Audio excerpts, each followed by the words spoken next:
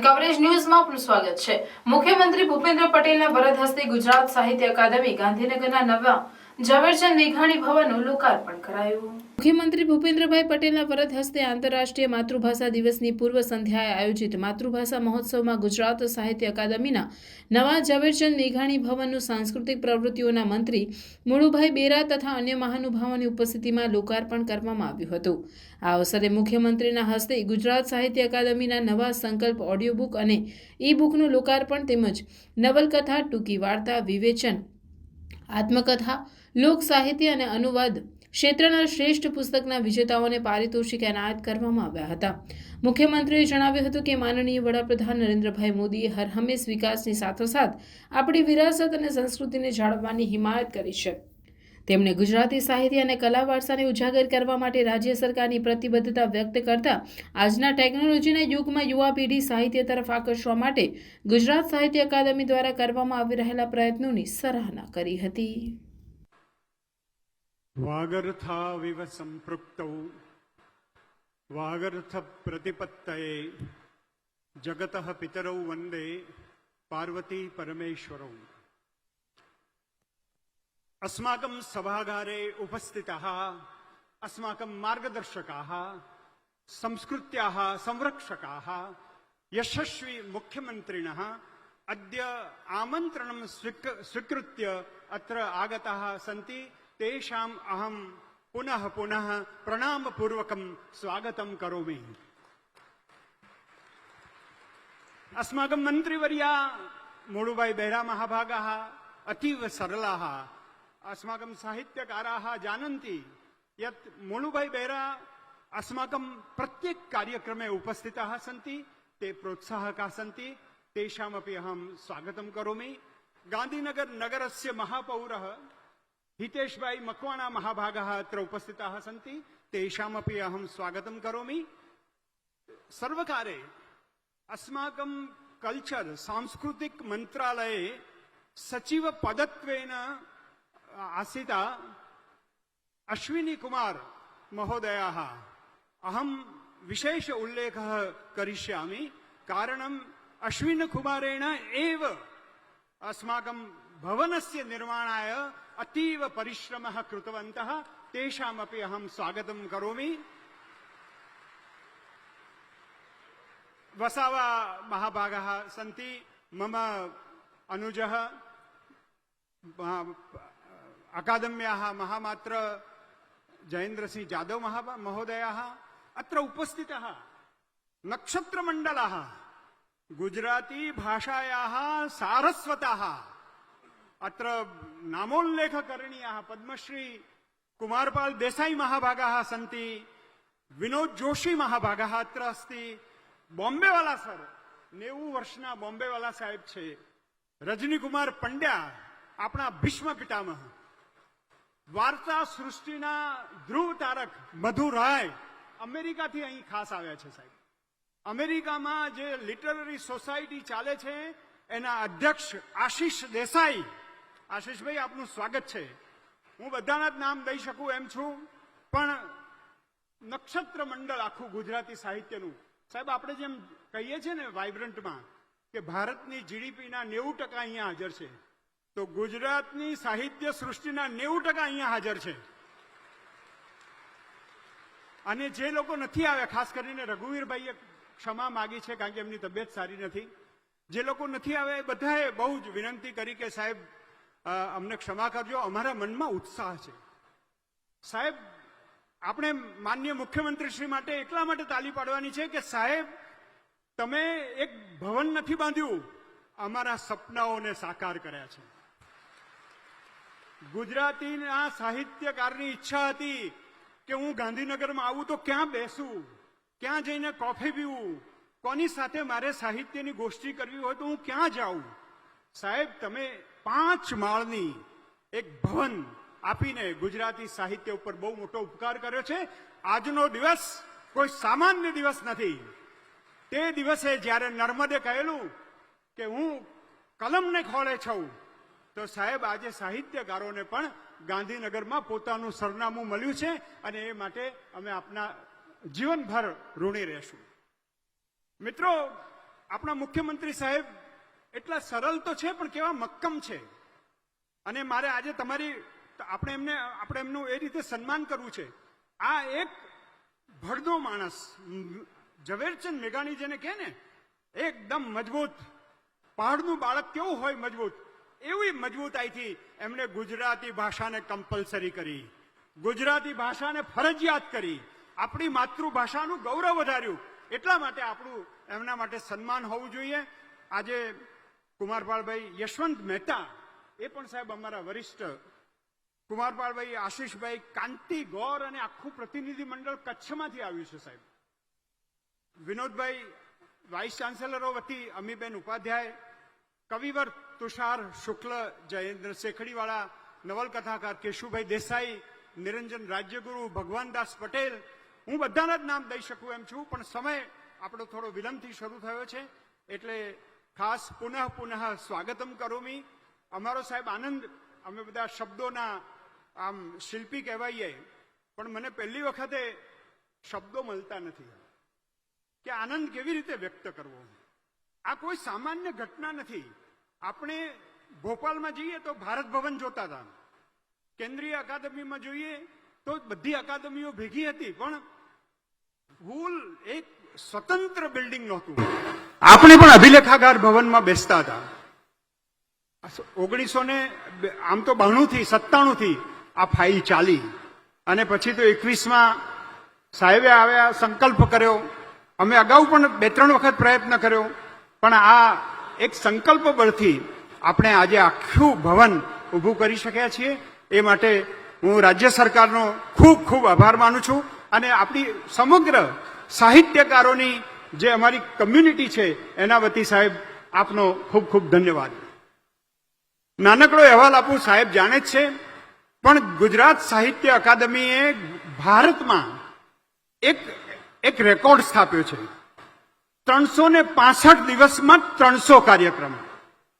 બીજા કોઈ, હું બહુ જ ગંભીરતાપૂર્વક અને જવાબદારીપૂર્વક કહેવા માંગુ છું કે અમે ભારતમાં સૌથી વધારે કાર્યક્રમો કરવાનો રેકોર્ડ કર્યો છે. અને કેન્દ્રીય સાહિત્ય અકાદમીમાં જઈને પણ અમે કહ્યું છે કે કોઈ જો વધારે કામ કરશે તો ગુજરાત એની સાથે સ્પર્ધામાં છે, અમે વધારે કામ કરીશું.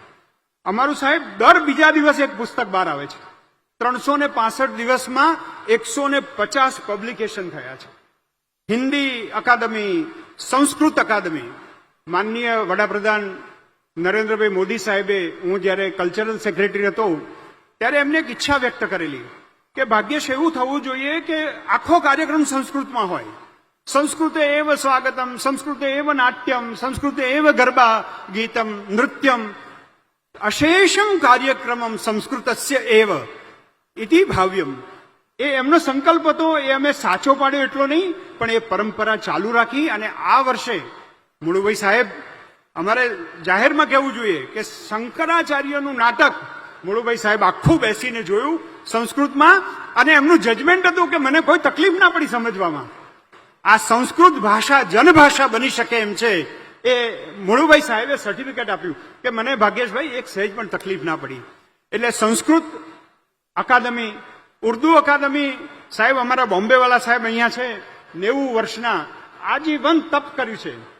સિંધી અકાદમી, અને સિંધી અકાદમીના જે મિત્રો અહીંયા હાજર છે, આપણે માનનીય મુખ્યમંત્રીશ્રીનો ફરીથી આભાર માનવો જોઈએ કે અમદાવાદમાં એક ખાસ સિંધી સાંસ્કૃતિક કેન્દ્ર ઊભું કરી રહ્યા છીએ. અને એ પણ એના માટે સાહેબે મંજૂર કરી છે રકમ. એનાથી પણ આગળ કહું કે નરસિંહ મહેતા, આપણા આદ્ય કવિ સાહેબ, આજે બધાના મનમાં જે પંક્તિ રમે છે ને કે આજની ઘડી તે રળિયામણી, એ નરસિંહ મહેતાના બહુ મોટું રિસર્ચ ભવન જુનાગઢમાં થઈ રહ્યું છે. અને માનનીય મુખ્યમંત્રીશ્રીએ આપણને એના માટે 18 કરોડ રૂપિયા આપ્યા છે. આપણા આદિ કવિ માટે આટલું એમને આપણને મદદ કરી છે, એમને પ્રોત્સાહન આપ્યું છે. મોદી સાહેબ હંમેશા કહેતા હતા કે સાહિત્યમાં આપણે દખલ ન કરવી જોઈએ, સાહિત્યને આપણે પુરસ્કૃત કરવું જોઈએ, સાહિત્યને પ્રોત્સાહિત કરવું જોઈએ. અને એ માટે અકાદમીએ એટલો બધા કાર્યક્રમો નાના નાના શહેરોમાં જઈને કર્યા. સાહેબ 4 વસ્તુઓ મારે કહેવી છે. અમે રિજિયોનલ જે ઉત્સવો કર્યા. ગિરનારમાં ઉત્સવ કર્યો, અભયસિંહભાઈને ખબર છે. ગિરનાર ઉત્સવમાં સાહેબ ચારણ કન્યાનું ગીત બોલાયું, અભયસિંહભાઈ ગાતા હતા અને સામે 700 ચારણ કન્યાઓ બેસીને ગાતી હતી.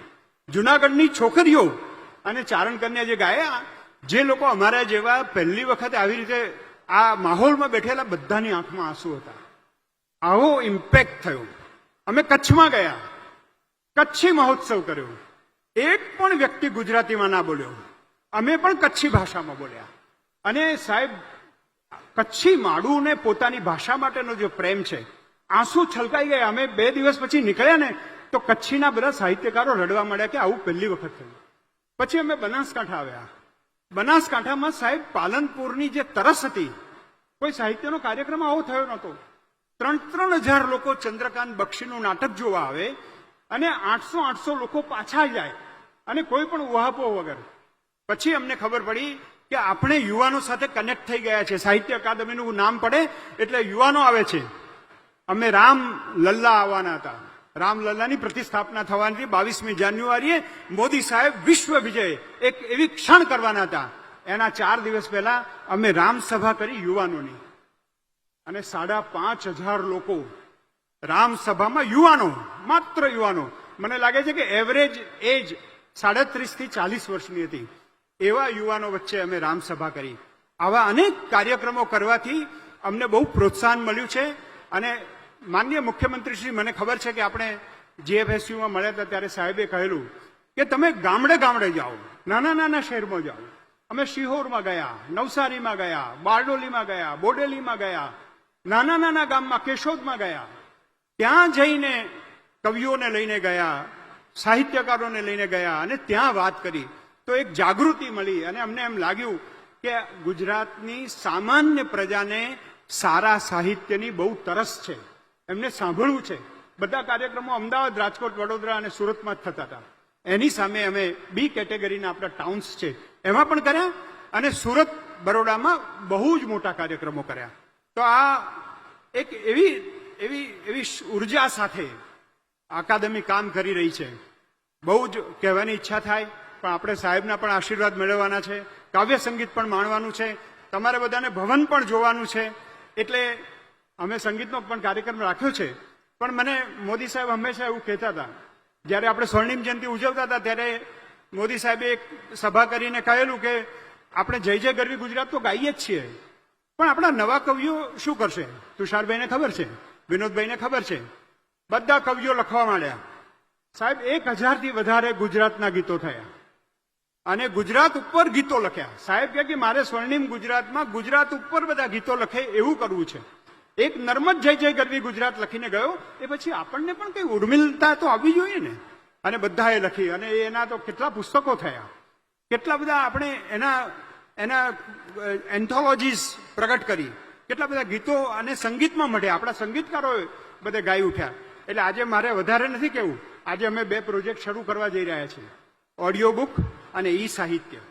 યુવાનોને હવે વાંચવું નથી, એમને સાંભળવું છે અને જોવું છે. એમના મોબાઈલમાં જ એમની લાઇબ્રેરી રહે એવી વ્યવસ્થા કરવાના છીએ. સાહેબ આપ ઉદઘાટન કરો એ પહેલા અમે 30 પુસ્તકો તો કરી દીધા છે. ઈ બુક્સ તૈયાર થઈ ગઈ છે અને ઓડિયો તમે ગાડીમાં જતા હો અને સાંભળી શકો એ રીતે થાય. અને અમારે તો મેં જે એક કવિતા લખેલી સ્વર્ણિમ જયંતિ પ્રસંગે, એનાથી જ મારી વાત પૂરી કરવી છે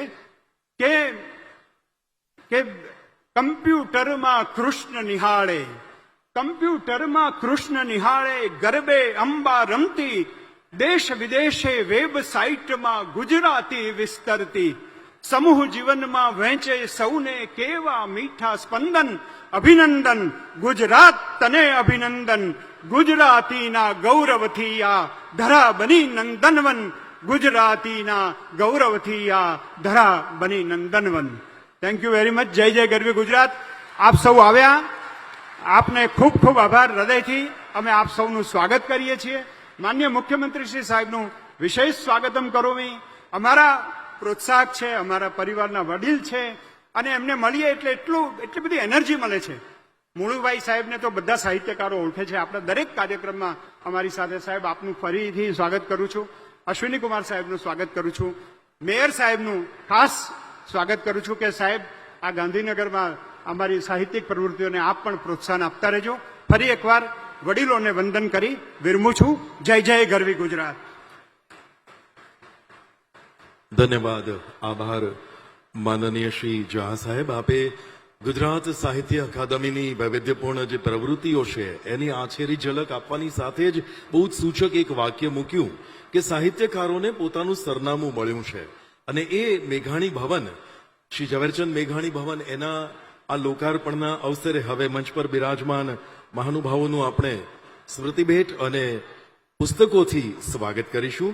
સર્વપ્રથમ માનનીય મુખ્યમંત્રી શ્રી ભૂપેન્દ્રભાઈ પટેલનું પુસ્તકથી અને સ્મૃતિભેટ આપી અને સ્વાગત કરવા માટે વિનંતી છે રમતગમત, યુવા અને સાંસ્કૃતિક પ્રવૃત્તિ વિભાગના અગ્ર સચિવ શ્રી અશ્વિની કુમાર સાહેબને.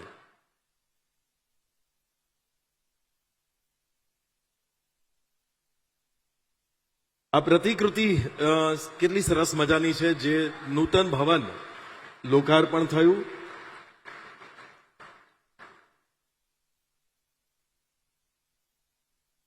શ્રી ઝા સાહેબ માનનીય મુખ્યમંત્રીશ્રીને શાલ અર્પણ કરી રહ્યા છે. હવે અકાદમીના અધ્યક્ષ શ્રી ભાગ્યેશભાઈ ઝાને સાદર વિનંતી કરીએ કે આપ વડતાલ મંદિરથી પ્રસાદી રૂપે આવેલો, ઝા સાહેબને વિનંતી કરીએ કે વડતાલ સ્વામિનારાયણ મંદિરથી પ્રસાદ રૂપે આવેલો હાર સ્મૃતિભેટ આપ માનનીય મુખ્યમંત્રીશ્રીને અર્પણ કરશો. એમની સાથે મહામાત્ર ડોક્ટર જયેન્દ્રસિંહજી જાદવ પણ જોડાઈ રહ્યા છે. ગુજરાતના જાણીતા ચિત્રકાર વી રામાનુજ દ્વારા માનનીય મુખ્યમંત્રીશ્રી અને અકાદમીનું ભવન એનું એક વિશેષ ચિત્ર તૈયાર કરાયું છે. સિદ્ધાર્થ રામાનુજ અને દૈવત રામાનુજને વિનંતી કે તે લઈને આવે અને અકાદમીના અધ્યક્ષ શ્રી માનનીય મુખ્યમંત્રીશ્રીને આ ચિત્ર અર્પણ કરશે.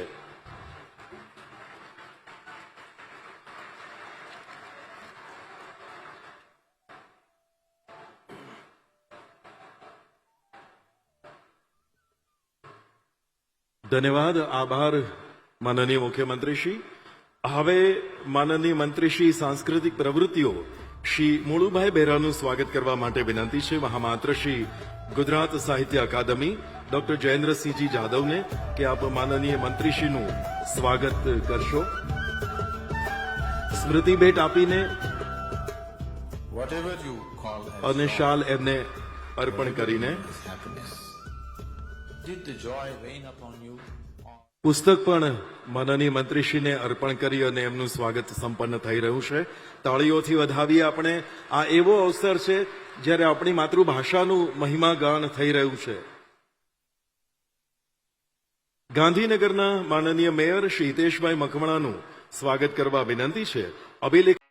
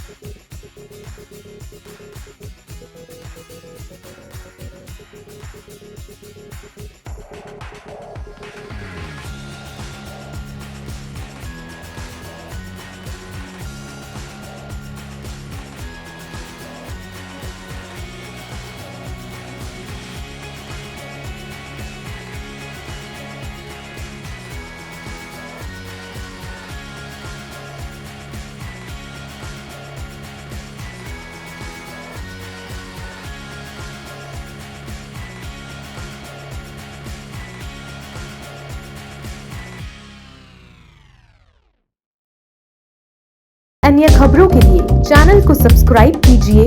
खबरों का नोटिफिकेशन पाने के लिए बेल आइकॉन को जरूर दबाएं।